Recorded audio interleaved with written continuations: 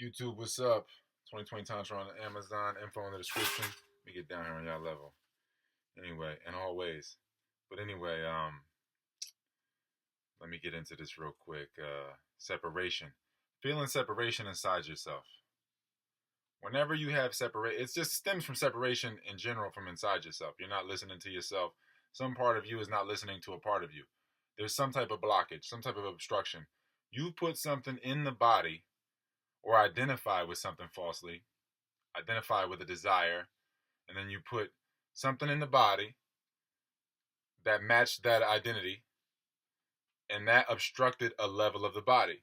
So if you eat something that's dense, then it's a root chakra blockage, and that void is scrambled, basically. The light is scrambled, genetically modified light, basically scrambled breath, because the breath is the light, is the blood. That, however, if you followed me this far, you get it. If you got to this video, you understand. If you're not, then watch the last 10 videos if you don't get to this point. So anyway, separation inside of you, whenever you're with someone and you feel as though you're withholding your truest you and you're editing, that means at some level there is separation in your body. So whether it's dehydration, whether it's you not breathing enough, one of the elements are not being fulfilled at some level, because it's just an elemental balance. The elements at the root level, if they're not fulfilled, then the void is there. Then you have hunger, you have the sexual desires. You got to realize, infinity, God, you, creates limitation or perceives limitation to perceive itself through. Because infinity can't see itself because it's infinite. So to see itself, it creates perceptions, limitations. So the limitations create further limitations. So you create, let's say you create your soul. Then your soul creates an astral body. Your astral body creates the mind. The mind creates the body, and there's no separation. It's all linked. It's all one, alone. It's one tree. We're basically a tree. We are a tree that has fallen to identifying with the seed, basically. We're the most evolved tree, family tree. So when you identify with the seed, with the separation, with the seeking, then you're at that level. You haven't started your tree. You haven't realized yourself. You haven't realized that you are the tree. That's everything, reflecting everything. So separation. If you're with someone and they bring and they live in a paradigm, if you were to conversate with them in that paradigm, you have to keep it at a loving level. You have to stay void. All the endocrine system has to have no voids in it to stay void. You can't have blockages at any level. Then you can stay void, and then you can see the paradigms that people operate from. People operate in paradigms. They operate in a contrast. So you never want to reduce your perspective to try to make a point. That only basically gives amplification to their contrast. It basically amplifies their reality when you focus on it. When you look on those that are focused on separation, you feed into more separation. So anybody that creates value or worth, they are creating separation, because value or worth is separation. All is all. That is why the first sin is eating, because that's saying I am not the apple. So I create separation. I take it in. It creates a blockage in my ether chakra. Therefore, I can't speak the truth, and I no longer can hear the truth. So from this point, then it goes. Oh, it's all in this chakra area. We're getting into the heart chakra, so it's a blockage here. Then it's going to the solar plexus. It's blocking here. Then it's blocking here, all the way in its transit. It's blocking until it's released, and then it returns to its source, and then the movie restarts. And this happens in all levels, in all ways. So people are allocating their energy subconsciously to things, to whatever they think they're going to do the next day, whatever their schedule is. Trying to plan is dying. It's planning to die. Instead of accepting and realizing, trying and planning is dying. Like man plans and the source laughs. That's how that's how you got to look at it more so.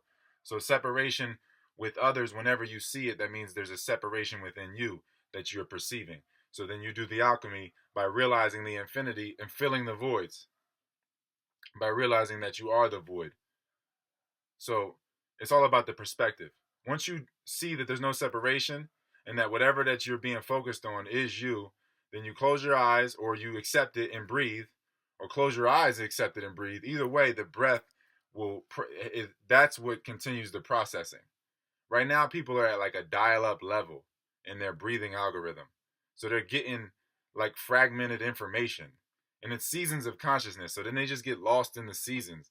Because like they're at that dial-up level, and then you got people at the high speed sorcerer level, getting source energy directly. And then you got the people that try to trap happy. Whenever you try to trap happiness, you die.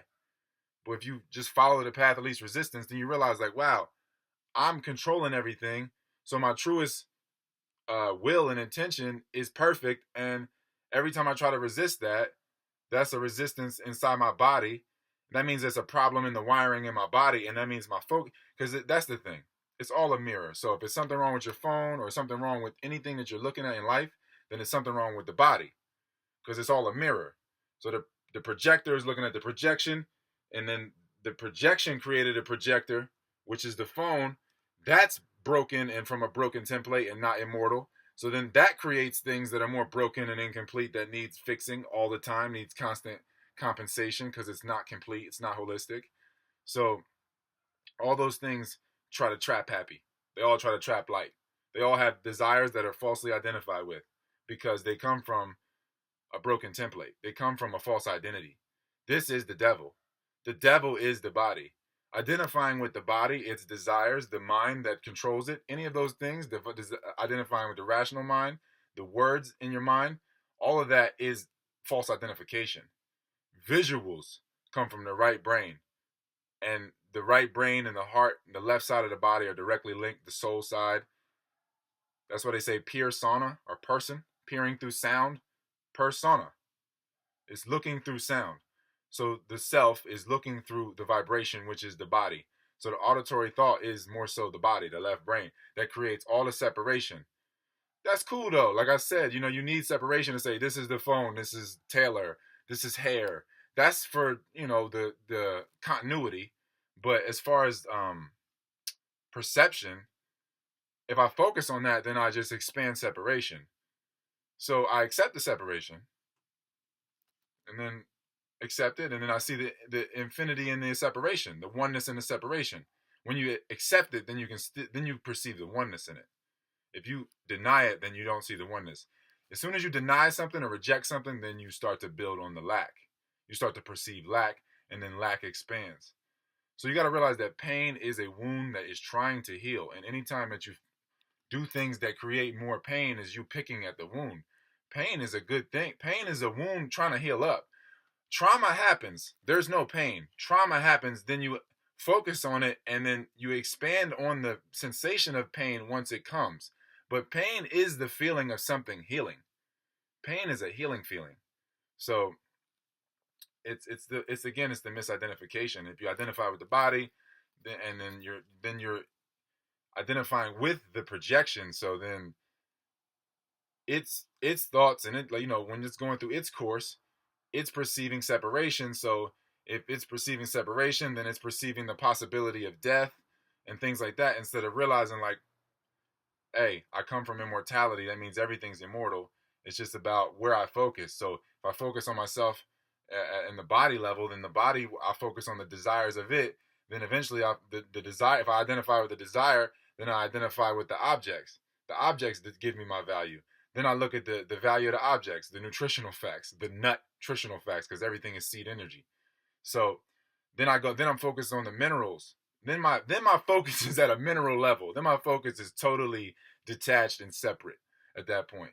So I focused on body, then I focus on its desires, then I focus on the basis of its desires, and then that's what I become, because you are what you eat. And if you eat separation, you become more separate. And when you become more separate, then you become ambient energy that is just eaten up by the parasites that you manifest and create. Because you're manifesting parasites whenever you don't take control of the subconscious mind. The more that you don't take control, the more energy you are leaving up in the ether. There's never any lack. There's only the perception of lack. Infinity, you, creates perception. The perception creates lack. There is never any lack. There's perceptions of lack, but there's never any lack. As soon as you take a breath and take a step back, and return to that right brain, that's returning to mother, to the heart. Then you get the visual because you're getting the light. Then you realize the light because you're getting the visual. The visual is the light. Whenever you think of anything, you're drawing light. You're breathing in, taking in the light, charging the body, and then that's what the blood is. The blood is the magnetism. The iron again is the light because the heart is the amplifier of the light. The circulatory system, the vital signs. We're breathing in the air. The heart is the air is being attached to the blood in the lower lungs. The blood circulates in the system, returns to the heart. It's magnified. You become more electric. You become more magnetic. You draw from your environment, which is you. So you realize all the light in your environment that is the scrambled you, and the more natural and intelligent your environment is, the more rapid that process happens. And that's the law of attraction. It's realization. It's alignment. Creation is alignment. Acceptance, allowing. There's abundance in creation. Control, or trying to control, is lack, or the perception of lack.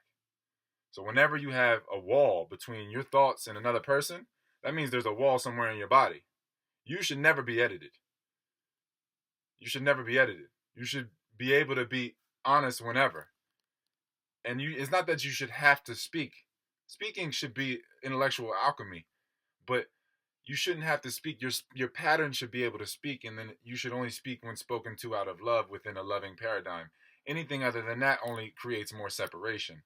When people create a paradigm that is one of separation, you just accept that.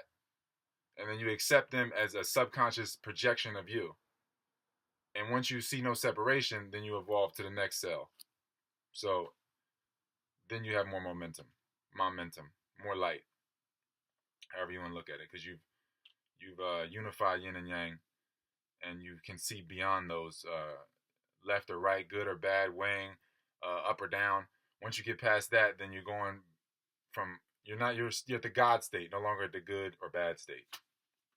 2020 Tantra on Amazon. Info in the description.